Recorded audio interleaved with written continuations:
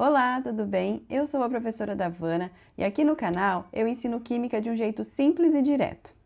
Você sabia que usando apenas duas informações é possível descobrir quantos prótons, nêutrons e elétrons existem em um átomo? Parece difícil no início, mas existe uma lógica muito simples por trás disso. Nesse vídeo você vai entender a estrutura do átomo, aprender o que são prótons, nêutrons e elétrons e descobrir como usar o número atômico e o número de massa. O átomo, mesmo sendo extremamente pequeno, possui regiões e partículas bem definidas que determinam as características de cada elemento químico. De maneira simplificada, nós podemos dividir o átomo em duas regiões. No centro, nós temos o núcleo, que é uma região pequena e muito concentrada. Ao redor do núcleo, nós temos a eletrosfera. No núcleo ficam os prótons e os nêutrons, e na eletrosfera ficam os elétrons. Os prótons, eles possuem carga elétrica positiva, então a gente representa assim, né? Mais um. Já a massa é de 1 unidade de massa atômica, aproximadamente. Os nêutrons possuem carga elétrica zero, por isso ele é neutro.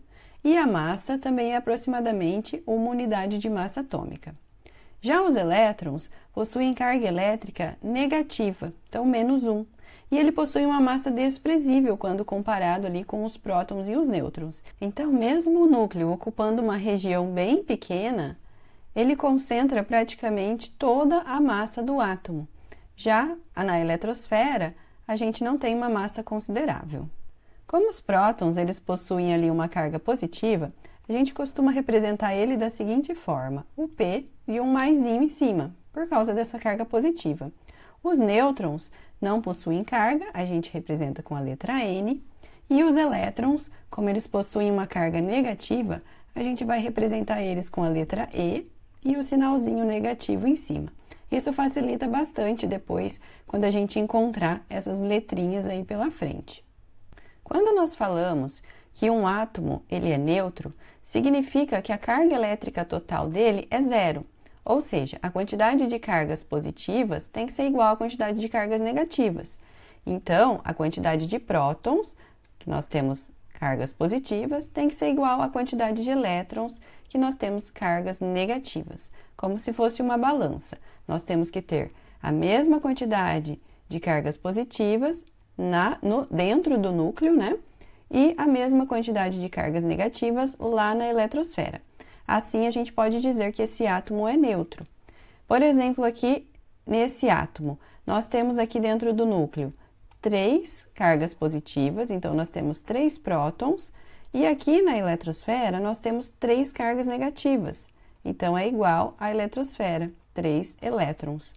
Esse átomo ele é um átomo neutro devido aí às quantidades de cargas serem iguais. Então, a carga total aqui desse átomo é igual a zero. Já entendemos aqui o que são os prótons, os elétrons e os nêutrons, aonde eles ficam. Vamos falar então do número atômico. O número atômico ele é representado pela letrinha Z. E o número atômico ele corresponde à quantidade de prótons que um átomo possui. Esse valor ele identifica o elemento químico. Então, por exemplo, todo átomo que possui 6 prótons lá no núcleo é um átomo de carbono. Cada elemento químico possui uma quantidade de prótons diferente. Aqui, para esse exemplo, então, nós podemos dizer que o número atômico do carbono é 6 e a quantidade de prótons desse carbono é 6, porque o número atômico corresponde à quantidade de prótons. Um outro exemplo, o oxigênio. O número atômico do oxigênio é 8. Isso quer dizer que o oxigênio possui 8 prótons lá dentro do núcleo. Como nós já falamos ali anteriormente, para um átomo neutro, nós temos o quê? A quantidade de prótons é igual à quantidade de elétrons. Então, aqui nós também podemos concluir que, como o carbono aqui é um átomo neutro, se ele tem 6 prótons, ele também vai possuir aqui 6 elétrons. Já para o caso aqui do oxigênio, se ele tem 8 prótons, ele também possui 8 elétrons. Então, olha só, com o número atômico, a gente consegue saber quantos prótons e quantos elétrons um átomo neutro possui. O número de massa, ele é representado pela letra A. E o número de massa corresponde à soma de prótons e nêutrons lá dentro do núcleo do nosso átomo. Os elétrons, eles não entram nessa conta devido à sua massa ser muito pequena quando comparada à massa dos prótons e dos nêutrons. Então, uma maneira muito simples aqui que a gente encontra sempre de representar essa formulazinha seria A, que é o número de massa, que é igual à quantidade de prótons mais a quantidade de nêutrons. Nós vimos que a quantidade de prótons a gente consegue descobrir pelo número atômico. Mas e como que a gente faz para descobrir a quantidade de nêutrons? É bem simples, a gente pode apenas reorganizar essa fórmula. Então, a gente pode utilizar essa fórmula assim, né? A, que é igual a prótons mais nêutrons. Ou a gente também pode utilizar assim, A, que é igual a Z mais nêutrons mais N, porque prótons e número atômico sempre vai ser o mesmo. Reorganizando essa fórmula, nós podemos então calcular a quantidade de nêutrons. Nêutrons vai ser igual a massa menos o número atômico, ou a massa menos a quantidade de prótons. Então, por exemplo, o carbono, ele possui o número atômico 6 e ele possui o número de massa 12. Para a gente calcular a quantidade de nêutrons, nós vamos fazer nêutrons, que é igual a massa, 12, menos o número atômico, 6. Então, a quantidade de nêutrons do carbono também vai ser 6.